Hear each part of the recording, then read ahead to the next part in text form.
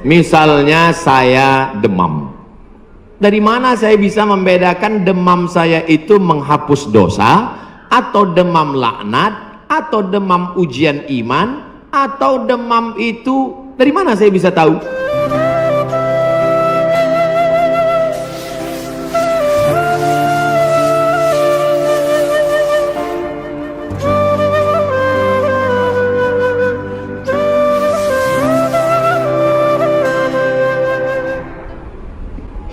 Bagaimana kita bisa membedakan musibah, cobaan, bencana, atau azab? Seperti ujian dosen. Misalnya virus corona yang sedang merebak sehingga dampaknya pada kaum muslimin, khususnya muslimin di Indonesia yang tidak dapat melaksanakan ibadah umroh. Pertanyaan dari Bapak Ridwan Ahmad Faizin Emrian Abidin Bandung. Ternyata ini pertanyaan kolektif.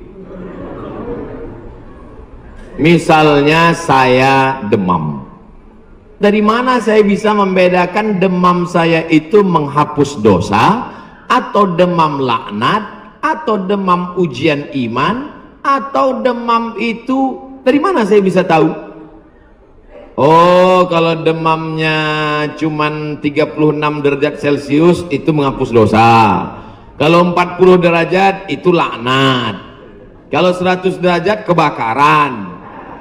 Di mana kita bisa tahu? Tidak ada yang bisa membedakannya kecuali introspeksi diri. Satu, la yusibul mu'min min nasabin wala wasabin wala saqamin wala syaukin yastakuha. Kalau ada orang yang kena susah hati, gundah gulana, sakit, duri menusuk tapak kaki, keluar dari rumah lupa pakai sendal, melangkah, duri menusuk tapak kaki, illa kafarallahu anhu biha sayyi'atuh, maka dengan itu sebenarnya Allah ingin membersihkannya dari dosa. Makanya kita selalu husnuzan. Ana dalam hadis kursi apa kata Allah?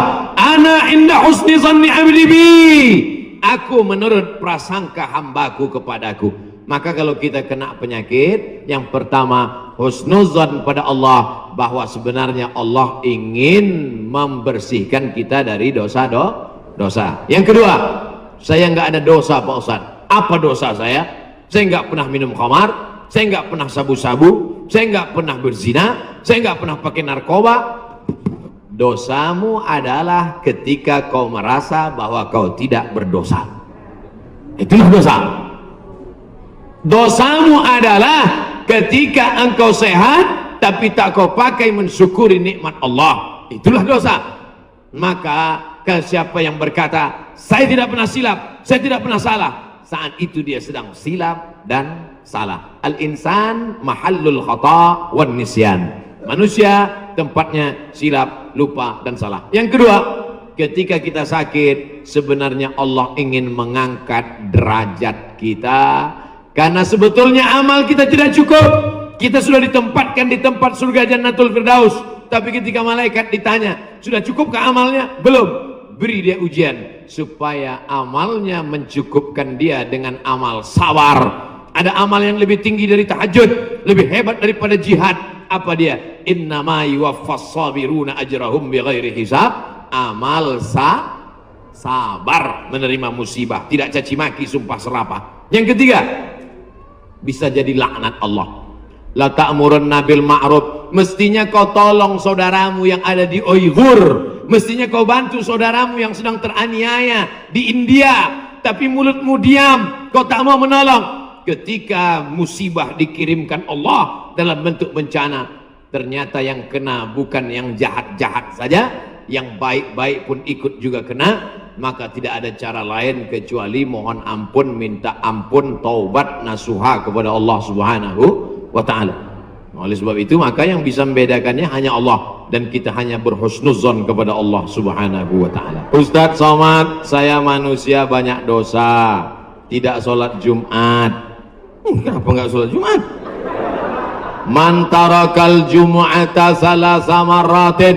Siapa yang nggak sholat Jumat 3 kali berturut-turut tahawunan, bukan karena sakit, bukan karena darurat, tapi karena menyepelekan panggilan Allah. Taba'allahu ala qalbi, Allah mengunci pintu hatinya. Kalau sudah hati terkunci, telinga tersumbat, mata tertutup, khatamallahu ala qulubihim wa ala sam'ihim wa ala absarihim ghishawah. 3 kali sholat Jumat kau tinggalkan, Allah mengunci pintu hatimu. Siapapun yang ceramah tak akan masuk ke telingamu. Na'udzubillah. Saya ingin bertobat dan sudah menjalankan taubat, maka sholat Jumatlah engkau. Siapa yang datang hari Jumat saat yang pertama seperti berkurban seekor onta, datang pada saat yang kedua seperti berkurban seekor lembu, datang saat ketiga seperti berkurban seekor kambing, datang saat keempat seperti berkurban seekor ayam, datang saat kelima seperti berkurban sebutir telur ayam. Sekarang banyak yang datang hari Jumat, jangankan telur ayam, telur puyuh pun nggak dapat. Datangnya kapan? Ketika khotib sudah naik ke atas mimbar, jamaah Jumat yang dimuliakan Allah, baru dia datang. Terlambat, udah terlambat sholat sunat lagi. Allahu Akbar. Pakai baju kaos tertulis, emang masalah buat Allah. Orang kalau taubat itu malu sama dosa-dosa masa lalu, bukan bangga. Ini banyak juga orang udah taubat. Ustaz Somad, saya ini baru hijrah. Dulu semua saya minum, semua narkotika saya pakai. Ente taubat apa sombong? Orang taubat mengenang dosa itu melelehkan air mata, nangis. Ada juga bukan bangga. Ada juga sebagian jamaah sudah taubat nangis. Ustaz, saya, kamu menyesal minjam uang. Kenapa hati ini masih keras Ustaz? Belum bisa nangis di saat tahajud Ustaz. Datang seorang bertanya kepada Nabi, an qaswatil qalbi, hatinya keras. Apa kata Nabi? At'imil masakin wamsah ra'sal yatim. Kalau mau melembutkan hati, kasih makan fakir miskin, usap kepala anak yatim. Siap? Ngaji jangan ditunda-tunda. Pulang dari sini langsung mampir ke rumah makan, beli nasi bungkus, bawa ke panti jompo. Anak mereka sudah meninggal, hidup sebatang kara, belikan kain sarung, langsung datang. Assalamualaikum Bapak Ketua Panti Jompo. Waalaikumsalam. Berapa semua orang jompo di sini? Ada 100 orang. Saya mau makan siang sama mereka. Semuanya 2 orang aja. Kebetulan bawa nasinya cuma 2 kan. Melihat mereka nanti menyuap, menggeletar tangannya memasukkan nasi yang kau masukkan, maka disitulah hatimu akan lunak. Pergi ke rumah anak yatim, tanya, anak yatim sudah berapa bulan gak bayar uang sekolah? Lihat bajunya, dijahit, sobek, dijahit, sobek. Rupanya kain sudah lapuk. Kain kelas 1 dipakai kelas 6. Belikan bajunya, senangkan hatinya. Nabi yang mengasih resep ini, an qaswatil qalbi. Azab yang paling hebat bukan miskin, azab yang paling dahsyat bukan susah. Azab di atas azab adalah hati yang keras. Wa inna minal hijarati lama yatafajjaru minhul alhar. Ada batu keras tapi masih bisa mengalirkan air. Wa inna minha lama yahbitu min khasyatillah. Ada batu yang keras tapi hancur berkeping ketika takut kepada Allah. Di atas bukit Tursina, saya ketika naik ke atas bukit Tursina di Mesir, tempat Nabi Musa menerima wahyu, itu nampak batu-batu hancur. Kata imam masjid yang ada di atas, inilah batu yang hancur saat takut kepada Allah SWT. Tapi kalau sudah hati menjadi keras, maka tak akan meleleh apa-apa.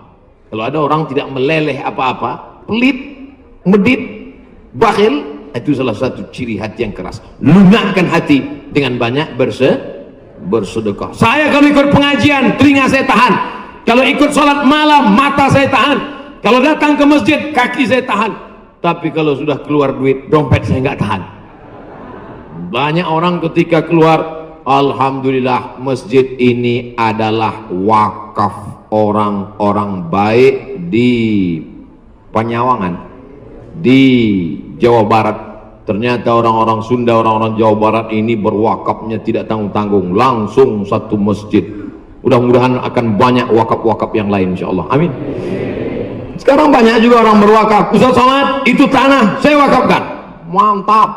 Begitu diurus di Badan Pertahanan Nasional, rupanya suratnya 5. Kenapa kau wakafkan tanah bermasalah? Karena bermasalah, itulah saya wakafkan Ustaz. Nauzubillah. Kalau hatimu masih keras juga, hadirlah di tempat penguburan jenazah. Berdirilah di tepi kubur tempat jenazah. Kubur, suruh kawan satu nyenggol dari belakang. Masuk kau ke dalam, kau sambut jenazahnya, kau pegang masuk ke lubang, terasa dingin dari bawah. Sadarlah bahwa kau juga akan mati masuk ke dalam. Rumahmu yang besar tinggal, istrimu akan nikah dengan brownies. Mobilmu yang mewah akan dijual, suratnya akan berganti di kantor Samsat. Tanahmu akan diganti akte notaris. Kau hanya akan membawa 2-3 helai kain kafan digulung macam dodol Garut. Apa yang kau bawa mati menghadap Allah Subhanahu wa taala? Ada orang Islam mati bawa seragam, ada. Tadi saya baru dikasih jaket kulit, sayang sekali. Tapi jaket itu pun tinggal kalau kau mati, Abdul Somad. Kenapa nggak dipakai sekarang? Panas. Apa yang kau bawa mati? Kalau pernah kau usap kepala anak yatim, kalau pernah kau infak sedekah untuk masjid, itulah yang akan kekal abadi. Yang mewakafkan tanah ini sudah meninggal, tapi terang kuburnya, lapang makamnya insya Allah. Amin. Pikirkan, orang yang cerdas bukan yang IP-nya 4, orang yang cerdas bukan otaknya hebat. Al-Kayyis, orang yang cerdas, mandana nafsahu, mampu menekan hawa nafsunya, wa amila lima ba'dal maut, dia beramal berpikir setelah mati. Ini banyak orang mikirnya setelah pensiun. Saya alhamdulillah Pak Ustaz udah siap nih setelah pensiun nanti. Emangnya yakin malaikat maut datang setelah pensiun? Banyak malaikat maut datang sebelum pensiun. Pikir baik-baik. Pikir itu pelita hati. Lama berpikir sakit hati. Bagaimana caranya bisa membubarkan tempat hiburan malam? Karena saya yakin di tempat seperti ini adalah pusatnya maksiat. Semua hiburan malam mesti ada izin dari Majelis Ulama Indonesia, tokoh adat, tokoh masyarakat, dan disetujui oleh Polsek. Setuju? Jadi siapa yang mau buat hiburan malam nikah anaknya, dia ngurus surat 3. Pertama rekom dari MUI. Pak Ketua MUI Kecamatan, ya nanti malam mau pesta anak saya. Kata MUI, apa hiburannya? Ada keyboard tunggal. Lagunya apa? Ini lagunya, ini pulang-pulang berbadan 2. Jangan. Berubah sama selawat. Setelah MUI setuju, datang ke tokoh adat Sunda. Ini Pak tokoh adat, apa lagunya? Ini lagu ya, buat satu lagu adat yang mengingatkan supaya kita tetap menjaga adat sopan santun. Oke, tambah lagu religi satu, lagu adat. Datang ke Polsek, Pak Polsek, oke, setuju. Jam 10 tutup. Bisa apa nggak bisa? Bisa. Jangan suruh saya datang ceramah ke situ. Nanti mereka sudah mabuk, baru datang saya, assalamualaikum. Nggak bisa. Ini amar ma'ruf nahi mungkar ini bukan cuma tugas ustadz, tapi tugas kita bersama. Di masjid ustadz menyampaikan ceramah, bapak ibu memfasilitasi, anaknya nikah, perbuatannya baik, sakral, menghalalkan yang haram, tapi dalam itu dia sudah melakukan perbuatan haram, menyediakan narkoba, menyediakan pesta sampai malam. Insya Allah kalau sepakat yang 3, polisi, tokoh agama, tokoh adat, DPR tingkat kabupaten provinsi, peraturan daerah, pesta keramaian hanya boleh sampai jam 9 malam. Lewat dari itu pengawasan polisi boleh menangkap. Bisa atau tidak bisa? Bisa. Makanya kita harus berjamaah menangkal ini semua. Insya Allah Kalau sudah orang-orang masjid duduk memilih wakil-wakil rakyat yang juga peduli, maka akan terwujud negeri kita tetap menjadi baldatun thayyibatun wa rabbun ghafur. Makanya sebarkan pengajian. Siapapun ustadz yang datang ngaji, Ustadz Jujun Junaidi ngaji, Ustadz Abu Somad ngaji, Ustadz ngaji, datang, duduk, diam, dengar. Ada snack, makan. Nggak ada, istighfar. Bagaimana cara membentengi bencana yang semakin banyak akhir-akhir ini? Itulah yang udah kuceramahkan tadi.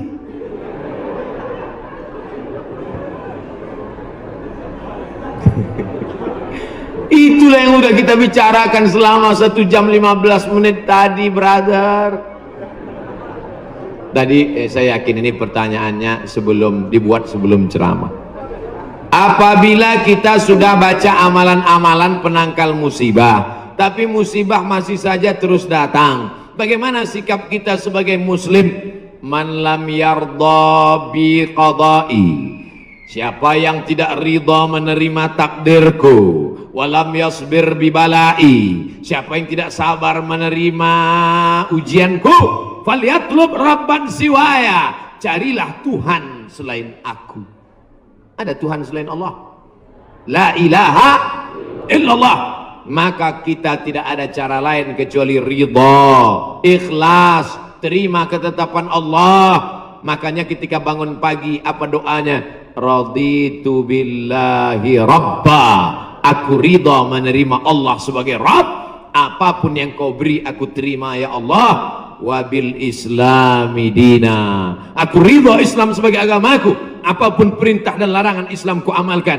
Wabi Muhammadin nabiyya wa rasula, aku ridha Muhammad sebagai rasulku, maka kita ikut sunnah Rasulullah Muhammad sallallahu alaihi wasallam. Terjadi juga ridha. Tapi kalau terjadi karena kurang usaha, hukum sebab akibat. Sudah disimpan uang di dalam dompet, dompetnya dikunci, dompetnya dalam laci, lacinya dikunci, lacinya dalam lemari, lemarinya dikunci, lemarinya dalam kamar, kamarnya dikunci, kamarnya dalam rumah, rumahnya dikunci, rumahnya dalam komplek, kompleknya dikunci, hilang juga. Terus mau ngamuk. Tidak ada cara lain kecuali ridha kepada Allah. Tapi kalau punya sepeda motor nggak dikunci, malah berhenti, mesinnya hidup, kuncinya diletakkan, terus sibuk beli ngobrol, beli kangkung 2 ikat, ngobrolnya 2 jam. Ketika dilihat hilang. Terus ketika hilang suaminya nanya, mana motor kita? Ridho mas. Itu bukan ridho, goblok. Mohon maaf saya keceplosan. Oleh sebab itu maka tetap ada Ahlus Sunnah wal Jamaah mengajarkan kita ada namanya al-kasbu wal ikhtiar. Bahasa kitanya namanya usaha. Kalau pemerintah menyuruh pakai masker, usaha. Jangan tidak ikut. Suruh cuci tangan sering. Sebetulnya kita nggak perlu belajar masalah cuci tangan.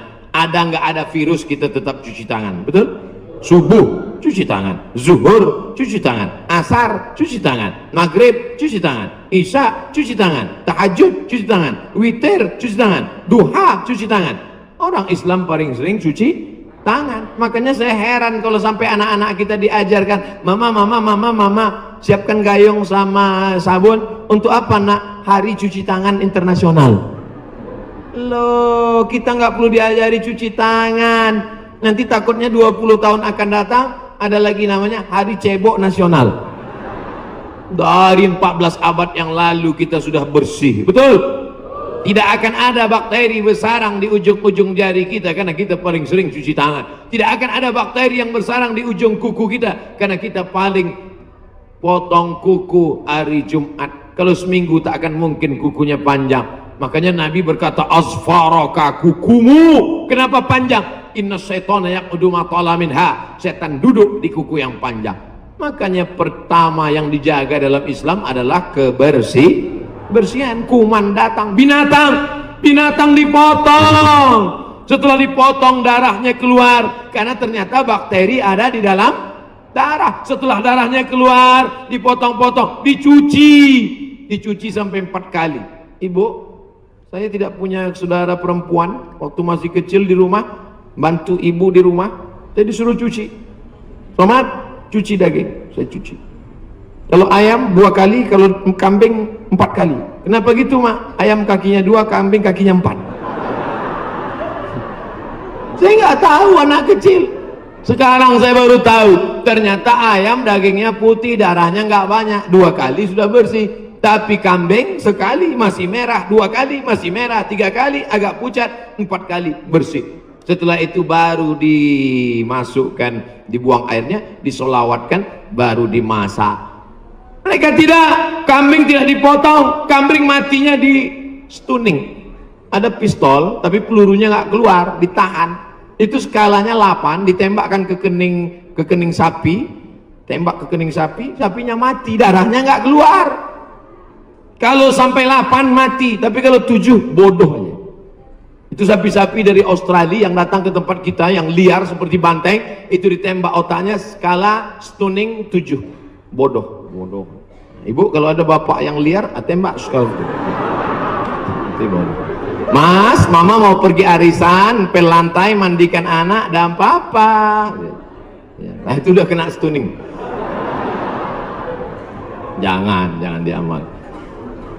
Tidak dipotong, hanya stunning 8 skala, akhirnya sapi tumbang, darahnya masih dalam daging, bercampur dengan darah bakteri penyakit, dipotong-potong, diletakkan di atas api yang tidak terlalu matang, bolak-balik, nggak dicuci, darah nggak keluar, masuk ke dalam roti, dicampur, dimakan, barbecue. Habis dimakan kena penyakit medco, sapi, gila, medco sapi gila. Sapi aja yang halal bisa menjadi penyakit, apalagi yang dimakan kelelawar, Batman. Maka kita disuruh kulu, makanlah. Tapi yang dimakan itu apa? Min thayyibat. Thayyib artinya baik, baik. Dulu thayyib baik-baik, sekarang thayyib nggak pulang. Mohon maaf Pak Thayyib nyantur sini. Masya Allah, tabarakallah.